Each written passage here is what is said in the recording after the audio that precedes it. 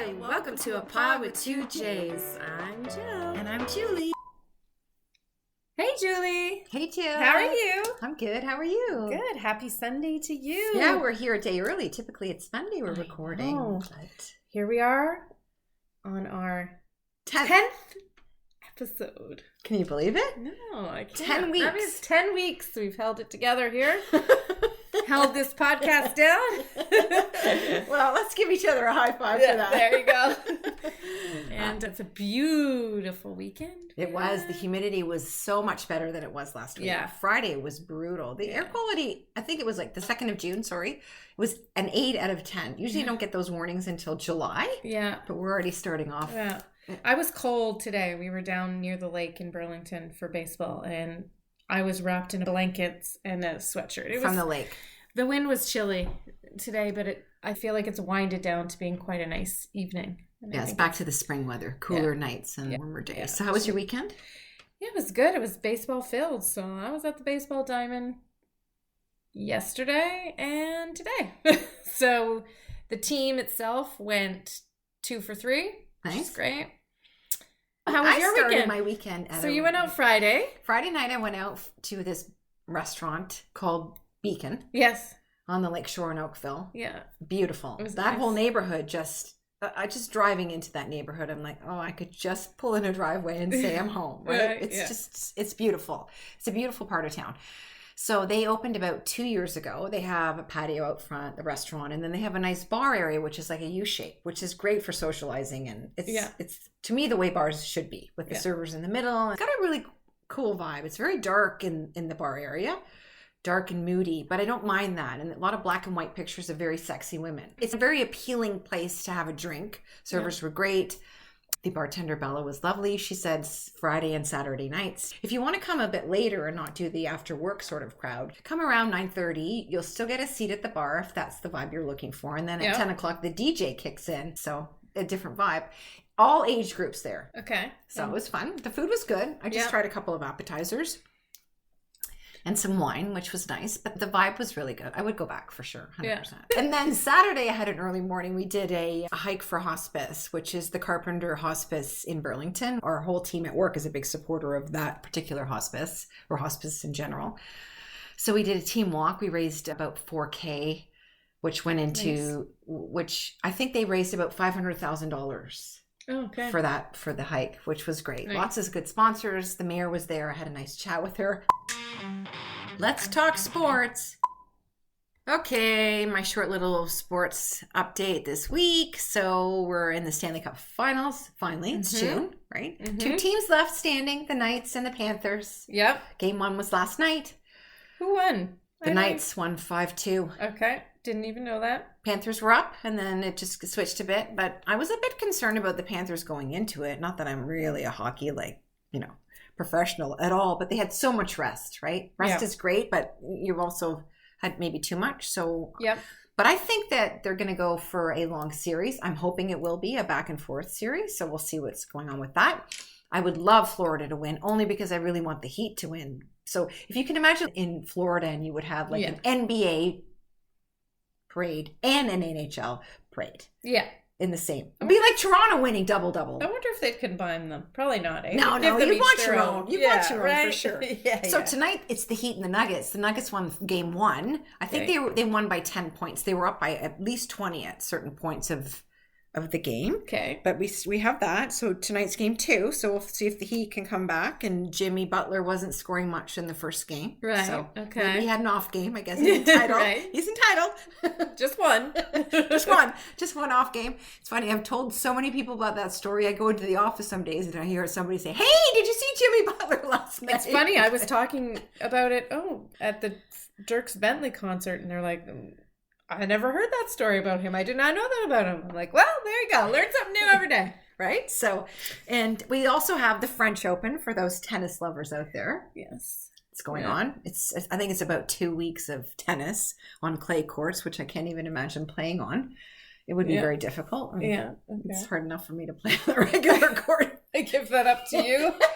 Never mind that. But I was reading something about, I was thought, okay, I wonder who the youngest and the oldest player is for the French Open. So the youngest player ever to win the French Open was named Michael Chan, and he was 17 years plus 3 months. Okay. And he won it in 1989. Okay. And the oldest player was last year. It was the champion, Rafael Nadal. Okay. He's a very well-known Spanish player. Yeah. He's won 14 French Opens. Nice. And he won last year at the age of 36 years old plus 2 days. So he clearly likes the clay court. Clearly likes the clay court. I could go on and on about his accolades and how much, but he's not playing this year due to an injury. So he's not involved in it. And today I just heard quickly, there was a group playing doubles, and one of the girls on the doubles team, she took the ball and like tossed it out, because you know how they don't want a ball, they always toss it out, but she hit one of the ball girls. The ball girl started crying.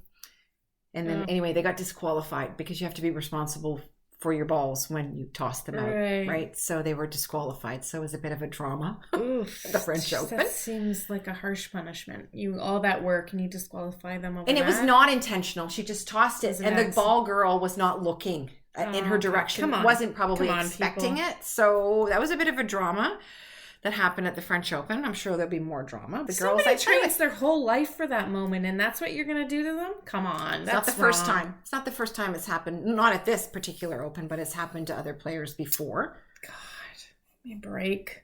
So we were talking about the French Open today, because when I was playing at the club, they have this big, cute little banner up with the colors of the French. And so we're going to the Canadian Open in August, getting tickets for that. It'll be my first Open. And I thought, I wonder how long the Canadian Open has been playing. It's been playing for over 140 years, 142 years. It's actually the oldest tennis event, only after the most famous Wimbledon. So, and it's about 10 years from the French Open was founded in 1891. So only a decade difference between those two. But it's held in Toronto and Montreal. I don't know if you know that, but they rotate the men and the women. So this year the men are playing in Toronto and the women are there. And next year they'll rotate through. So we're going to go, I think, one day in August and with my tennis friends and watch. Nice. Fun. Yeah, fun stuff. Good. That's it for sports? That's a wrap. Hot topics this week. Okay, so we've got a few hot topics in the news. First of all, it's Gay Pride Month, so salutations to the LGBTQ community. Perfect. You know, we've now got a Pride Month and a lot of controversy surrounding this community right now. Not that there isn't a lot of controversy surrounding this community all the time, but we've got the Bud Light controversy, which is a TikTok star went on and was drinking Bud Light. They actually sent it to that TikTok star, I read. Like, it's just, okay. It's so fucking stupid. I agree with you. Okay? Nobody cares.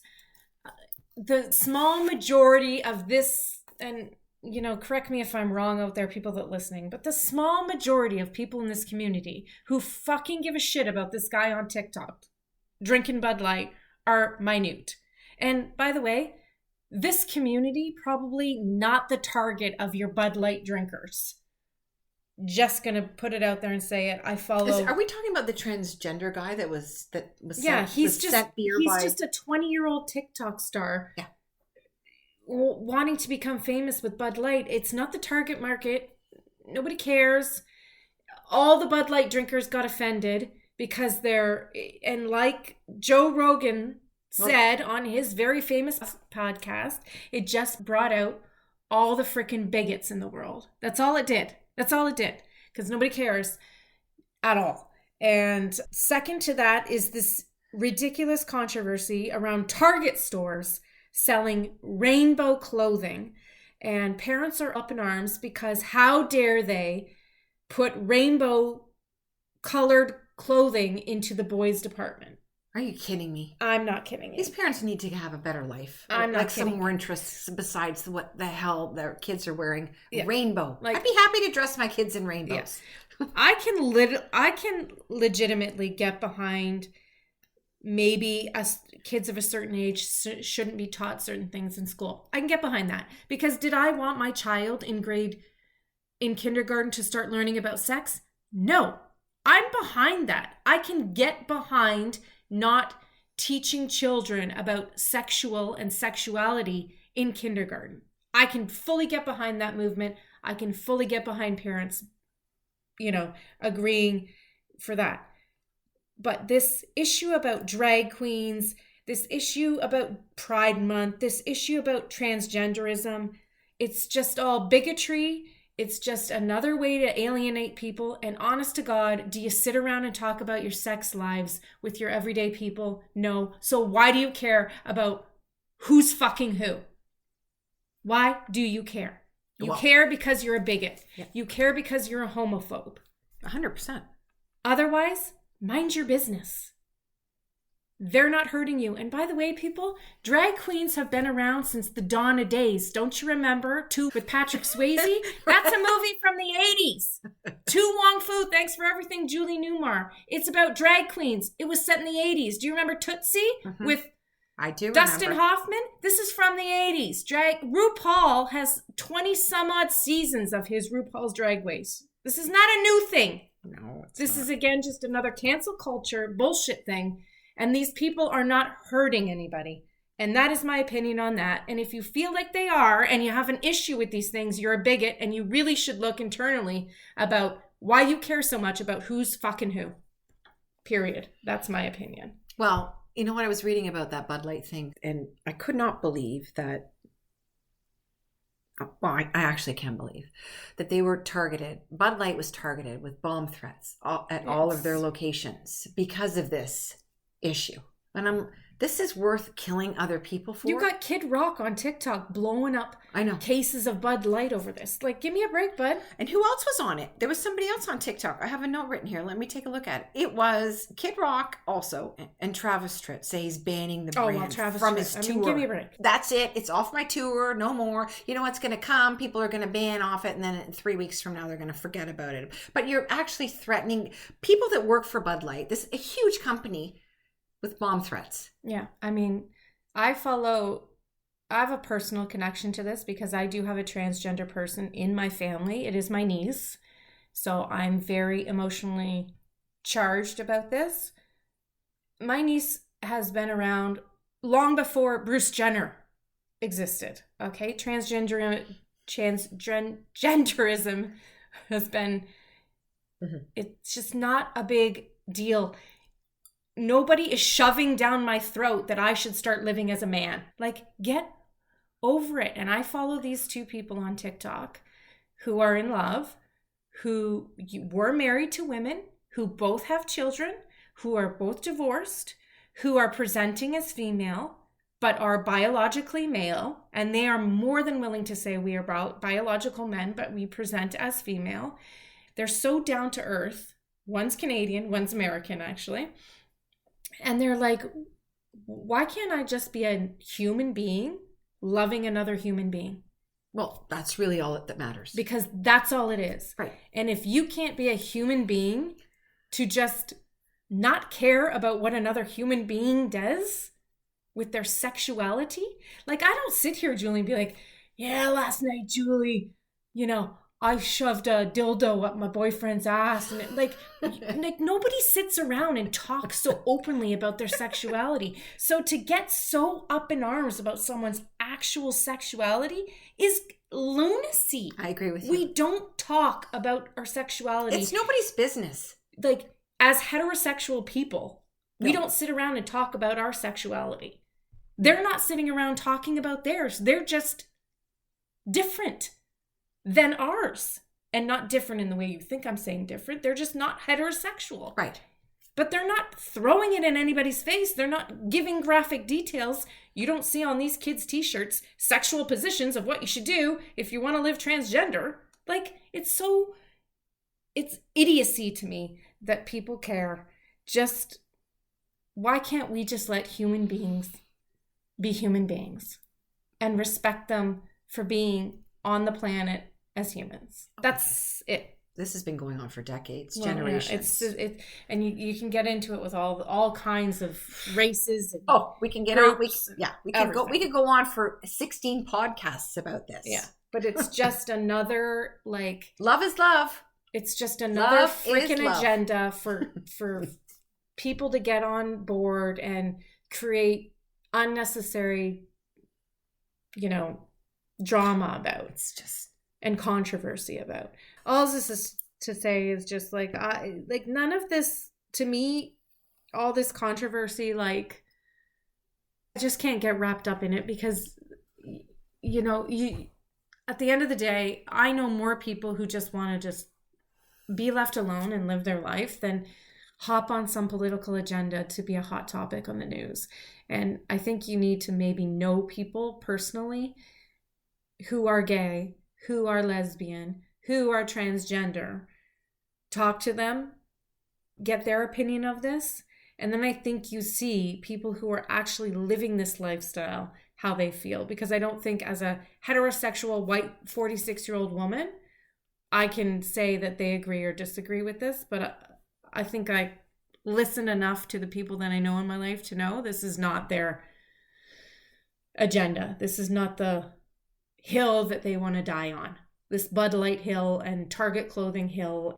But they want to go out for Pride Night and get drunk and have fun with their friends and get fancy in outfits. For sure they do. Because it's the one night they can be around people and party, and who doesn't want that? Right? We all do. Yeah. So anyways, you have another hot topic this week. I do. Canada issues a new travel advisory. So if you're thinking Canada issues a travel advisory, you're going to think about like the Ukraine, or you're going to think about other places. Caribbean maybe because of gangs. Canada urges citizens to be aware of the mass shootings in the U.S., which is timely, I think. Going into summer break in 3 weeks, people are going to be traveling a lot to the U.S. Yeah. And interesting enough that, so I went online and I thought, okay, well, like how many mass shootings are actually happening in the U.S.? Because, we get the odd shooting in Canada, but, and when they happen, you're like, whoa, what, wow, holy smokes, like what's going on? So in 2023, and we're still only halfway through 2023, there have been more than 200 mass shootings in the United States, as confirmed by the nonprofit group called Gun Violence. So these include indoor, outdoor mass shootings, and the category is 4 or more people that were shot or fatally injured. So over 200 already, and it's June. Yeah. Yeah, it's crazy. So interesting enough to know if you're traveling with your family and you're going to hotspots. So then I went onto a website and I looked for mass shootings in the U.S. Yeah. And it doesn't just pick like a certain state. Florida is very popular, by the way. It comes up a lot in the list. Florida, all kinds of different states, but it's all over from east to west. Yeah. There's no particular place that's it's not in a bubble about it, right? Yeah. It happens all the time. So I thought I'm going to go on and read about gun control because it's such a hot topic in the U.S. and probably more hot there. And Canadians, I think, I can speak for the majority of people that I know that don't quite get their head wrapped around this whole gun thing, right? We can't even, it's not part of our daily life. It's not something that I don't have a gun collection. I don't have a gun license. Right. I don't own a gun. I've only shot a gun once in my life. Right. Yeah. And that was hunting. And I was just terrified by the whole thing. But it doesn't mean there's anything wrong with it. I'm not against guns for hunting. Gun collection, if you want to be a hobbyist and you go to a gun club, I have no issues at all with that. That's whatever, right? Yeah. It's the sawed-off shot. It's the multi-round guns. The assault weapons. The assault weapons that they can just keep going and going and going. It's not a one-off. In my mind, and maybe I'm just a simple person, what person would need something like that? Besides somebody who worked in government or was representing like security, I'm talking high-end security, police, the army, who needs a gun that goes round after round after round? That's an average citizen in an average country. Yeah. Who needs that? You don't hunt with those. So I was reading about the Second Amendment, which everybody always talks about in the U.S. because it's like, so the Second Amendment, I mean, you can go deep into that, was written in the 1800s, right? The amendment's primary justification was to prevent the United States from needing a standing army. So it was written by the founding fathers that didn't want the United States of America to have a standing or need a standing army. So what they meant when they wrote that is that if Americans had the right to bear arms, not individually, at all. It was never about individual. It was about having a group. So they didn't want to have this army that negates our freedom of rights, right? Okay. So if we were going to have a militia, let's form a militia, right, so we could protect ourselves. Each person in the militia had the right to bear arms. Meaning each person that was put in that militia could have a rifle. Okay. Except black people, apparently.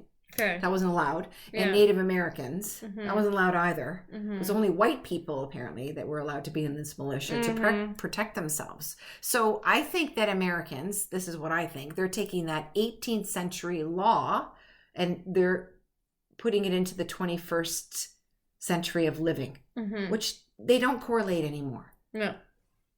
They don't correlate anymore. So we don't need a militia anymore to protect ourselves from freedom. We don't, right? Yeah. You're not living in the middle of nowhere with no military, no police, no protection anymore. You're not living like that.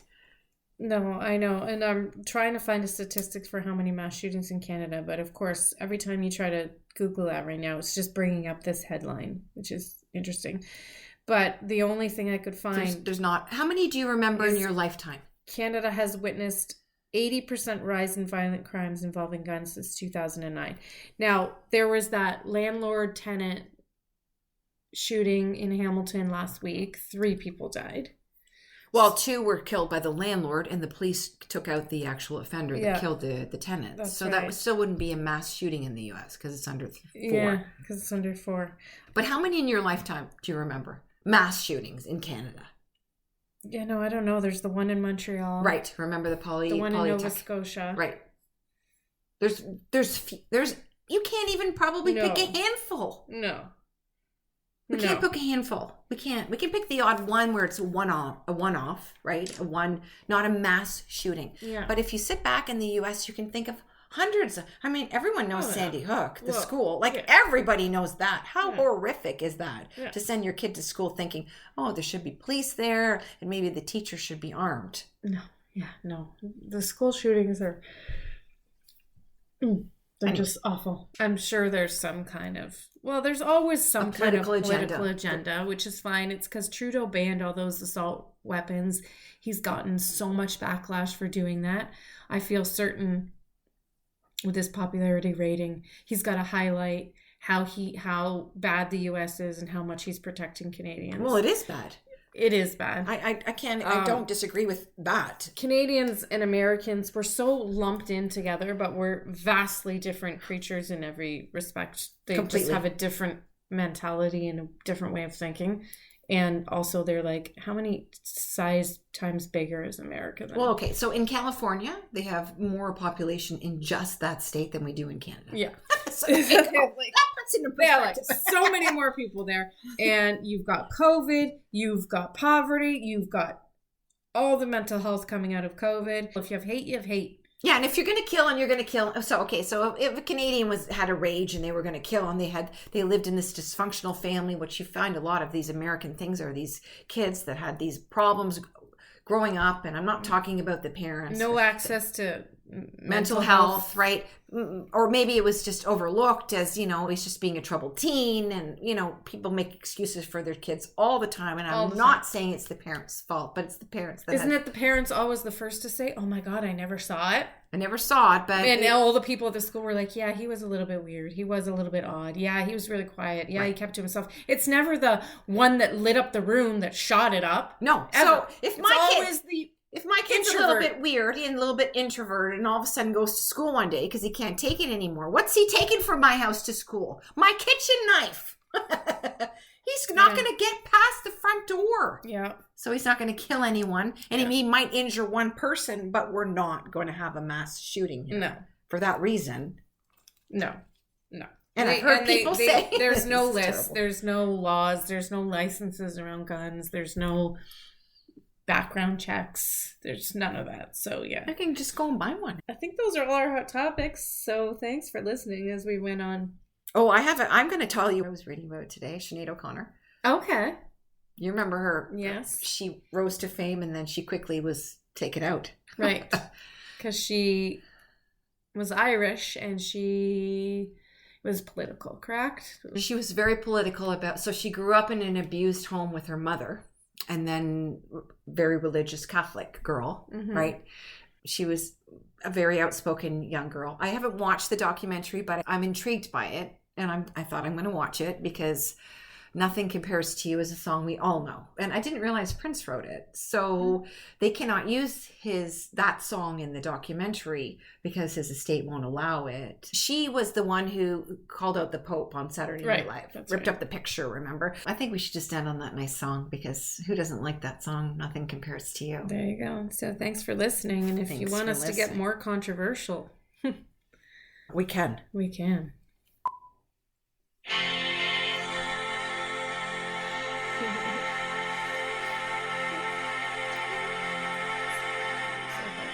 It's been 7 hours and 15 days since you took your love away.